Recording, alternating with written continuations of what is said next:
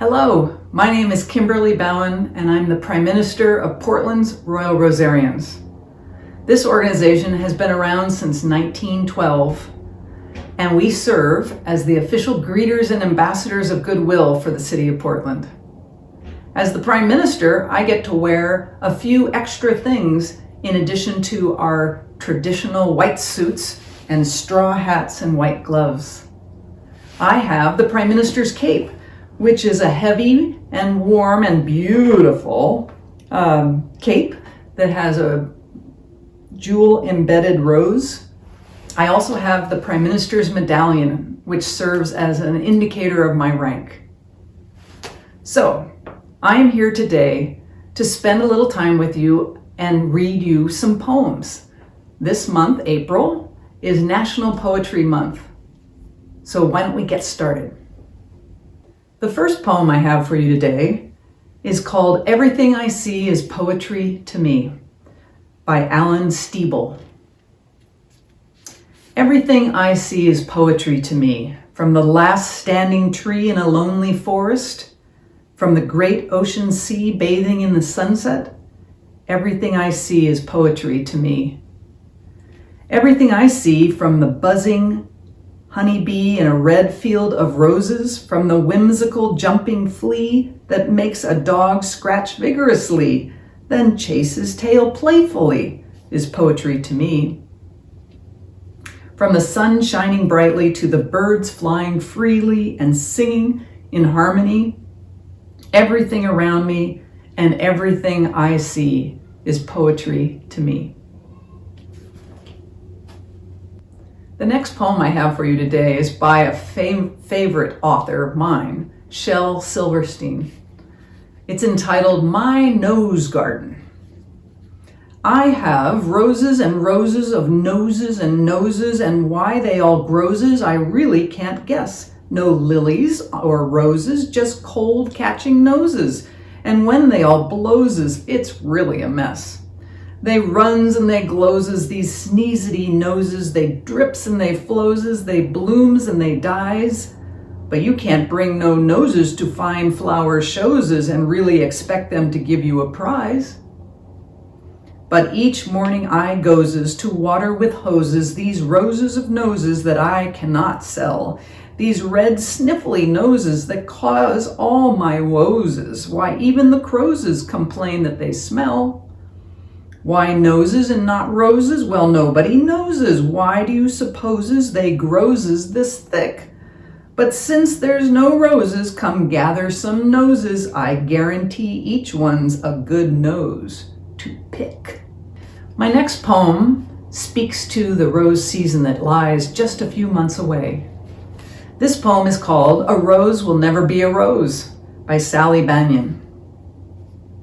I once passed by an old lady's garden lined with colored rose bushes. It was like heaven. I stopped, I stood admiring. The roses were in full bloom that morning. They were quite tall, like small trees side by side. Then I noticed other walkers also stopped by. Beside me, behind me, they were standing, sighing, admiring. Any place, anywhere it stands, attention it instantly commands. Its petals speak of beauty, of fragrance. To some, they symbolize unspoken devotion. Its different colors are known to represent feelings, specifically lovers' emotions. Underneath its hard, spiked body, it still is soft. Its thorns have sharp, perfect points, a protective threat so inherent, a powerful deterrent for those with evil intent. Its sweet-smelling petals become softer when held by hands so tender. To the birds and the bees, they are a teaser. Butterflies, even dragonflies, they cannot resist to perch. We human beings can never resist a sniff, a touch. Love is the stem of a rose we still dare hold. We disregard the thorns so bold.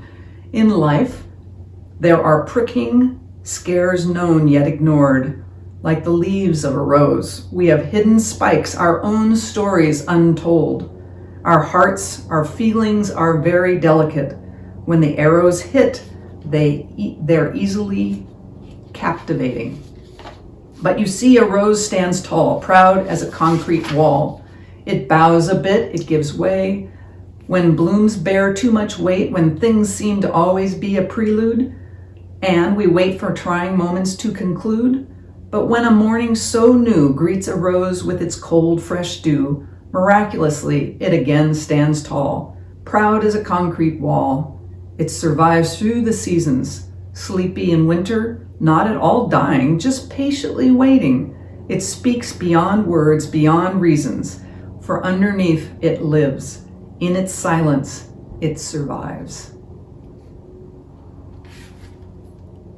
And now I'd like to read you a poem about a bee, The Story of the Bee, by Nancy Nelson Pendleton. Buzz, buzz, buzz, this is the song of the bee. His legs are of yellow, a jolly good fellow, and yet a good worker is he. In days that are sunny, he's getting his honey. In days that are cloudy, he's hoarding his wax. On pinks and on lilies and gay daffodillies and columbine blossom, he levies a tax. Buzz, buzz, buzz, a sweet-smelling clover, he humming hangs over the scent of the roses, makes fragrant his wings. He never gets lazy, from thistle and daisy and weeds of the meadow some treasure he brings.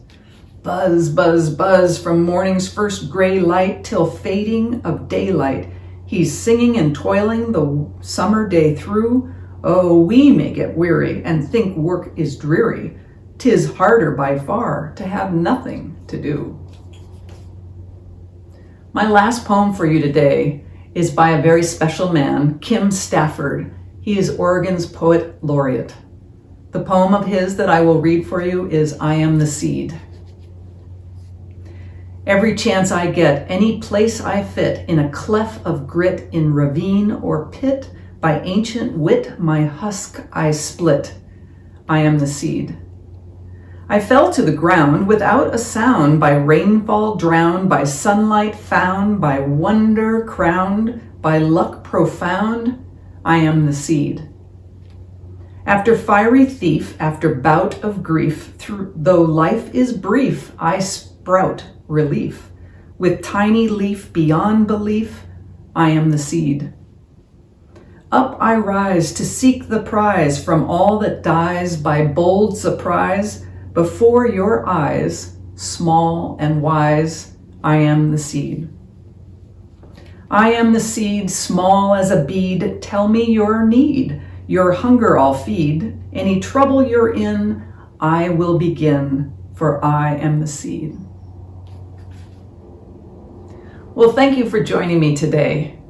I really hope you enjoyed some poetry readings. Please go find some poetry to read yourself, or better yet, write some. On behalf of Portland's Royal Rosarians, I'm Kimberly Bown, the Prime Minister, and I bid you good day, and for you, may a rose always bloom in your hearts and in your gardens. Thank you.